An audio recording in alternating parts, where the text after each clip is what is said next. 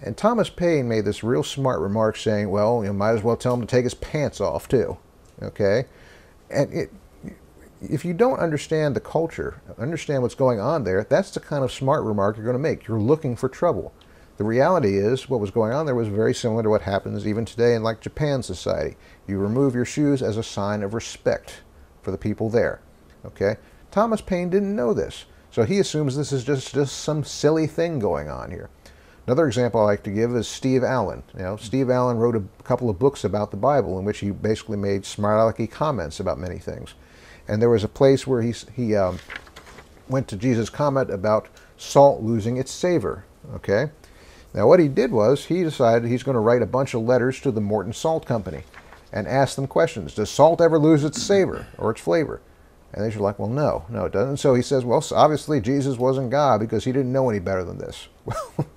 What he didn't know and didn't bother to look into was the fact that when Jesus is talking about salt in that context, he's talking about Dead Sea salt. And Dead Sea salt is not table salt. Dead Sea salt is a much more complex amalgam of other minerals. And so in that case, there was a condition when it could lose its savor, when it was contaminated, when water got into it, and all you were left with was a bunch of tasteless dirt. Okay? So it's not the same thing. Writing the Morton Salt Company was a waste of time. All Allen had to do was check with a commentary or check with some kind of expert in the biblical world, and that would have solved his problem. But he was looking for trouble. And so he found it, just as you said. So there is a humility at Church of the Holy Sepulchre in Jerusalem. You have to kneel down and crawl literally through a hole, through a tunnel to get into the church. Whether you're a pauper, whether you're a king or a prince, they did that intentionally. There's a sense in which we have to approach any document from the ancient world, whether it's Suetonius or Plutarch or Tacitus or Pliny or anyone else. If we kept this skepticism and cynicism and arrogance in approaching these other texts, I'm sure we could find issues there. We could. And there's a similar idea here we see even in America with the battle over the Constitution and the people who say, do we go by what the authors intended or do we go by the Constitution as an evolving document that suits our needs today so that we are free to reinterpret it? This mindset that you're free to reinterpret a document has spread over to the Bible as well.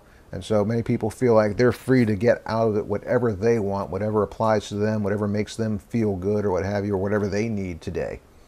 And the same spirit of humility is lacking in that kind of effort because you're not letting the Bible speak for itself as what it is. If you don't like what the Bible says on a particular topic, then don't try and take it over to your side. Find something else that says what you want to hear. So the Chicago Statement of Inerrancy would say the grammatical, historical method of interpretation. We pick up People magazine and we read paragraphs, we read sentences, we know it's in English, we look at pictures, there are certain things that we just intuitively do when we're reading something. That's correct. Once people abandon that kind of a solid hermeneutical approach, aren't they left in pure subjectivity? They are. And what you spoke of, too, is an error just as much, although it's in the opposite direction, although it's still subjective in its own way. And that's the assumption that inerrancy involves God having taken someone's hand like Matthew's and doing this, like guiding their every single word at every single moment. Now, I do believe that in some cases that might be what happened, such as where we have a prophecy where it says, "Thus saith the Lord." I think that might have been transcribed more or less close to the kind of precision accuracy we demand. But in most cases, what I find is that inspiration of the biblical sort, as we understood it, was more like a work of art. It's more like a persuasive force, shall we say. God is like slowly saying, just influencing people on the side. I believe he picked the people that he knew would do the right job. He picked Luke for a specific purpose. He picked Matthew because he knew that he would write a book a certain way. And then the inspiration he gave them was more of a free-floating kind of thing, more like an artistic thing. And with that, they produced exactly what he wanted. And this does not mean that things have to be precision literal each and every time.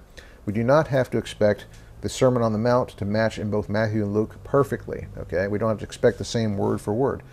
You can see that Matthew reports a much larger sermon than Luke does. That's because he was doing an anthology of what Jesus was saying. Luke more likely reports exactly what Jesus said on that occasion, but Matthew collected other teachings, as was normal for people to do in that time, and put them together in an anthology. And that is part of what the Chicago Statement does allow. The sort of literary operations that they would do in that time, they're fully aware of that in the statement. And so they allow for things like that, and they are not considered errors just because they are somewhat different than a way that we would judge it. So the final product is what God guarantees, and the meaning is not beneath the text, above the text, beyond the text, behind the text. It is in the text that we're going to. And so we have to be sensitive to the cultural issues, greet one another with a holy kiss, women in head coverings, and all of these other issues. It's funny, in the ancient world, if we're studying Roman history, we always realize that if we run across something we don't understand in our culture, we ask an expert. Yeah. We seek, we study. It seems as though people stop with the Bible and just assume it's to be self-evident. Yeah, they do. And I found that problem as well in many people who write to me and said, what are you doing with all this cultural stuff? Just read the Bible. It's plain. It speaks for itself. But see, it assumes a certain amount of background knowledge by the person who read it. I would dare say that people like Peter and John, even though they were not educated and possibly for much of their life not even literate, I would say in many ways they are much smarter about the Bible than we are today, because so much of what is in there are things that they could take for granted. It was part of their background mental furniture, and we have lost a lot of that. But because of a certain amount of arrogance, lack of humility, we tend to assume that we already know everything we need to know to interpret. And that's dangerous. To an extent it is correct. There are certain simple things in the Bible that anyone can understand, but once you go in depth and become a disciple, you're expected to move on from milk to meat. You're expected to move on to the higher and more mature things. And that's what some people in our church, unfortunately, are refusing to do. Paul said to Timothy, study to show thyself approved, a workman that does not need to blush with embarrassment, rightly cutting the word of truth. So it implies that we're going to have to put some elbow grease into it, and we're going to have, and there are plenty of resources.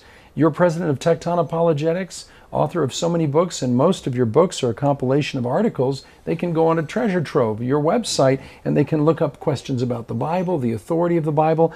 And what I like to stress is none of these are new issues. No, there's nothing not. new under the sun. These are the same issues for 2,000 years that people have had issues with, and the church has been forthright in bringing a response. And it seems as though skeptics nowadays have that historical chauvinistic view that everyone was an idiot until they came along, and they keep presenting old historical hash as though there are new historical problems. There are no new issues, and there are time-tested answers. And JP's book, Shattering the Christ Myth, deals with a lot of issues in the culture. His book, The Impossible Faith. But the resource of Tecton Apologetics is second to none on the internet. His presence on the web is a great blessing because he's there to educate and he's there to help Christians know why they believe what they believe. Now, cynics and skeptics that have a view, don't convince me with the facts, I've already made up my mind. If any of us adopt that view, then no answer is ever enough. No answer ever satisfies. But your site, I believe, is written to people who are hungry, thirsty, sincere, and think in a critical way. Just we've got 2 minutes left. What would you tell us about your website and what's available for the people that would want to check you out? Okay.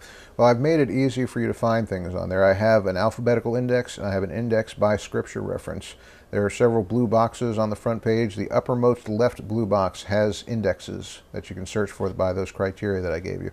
At the same time, on the front page, there's a series of yellow boxes down below with some of the major articles on most important topics.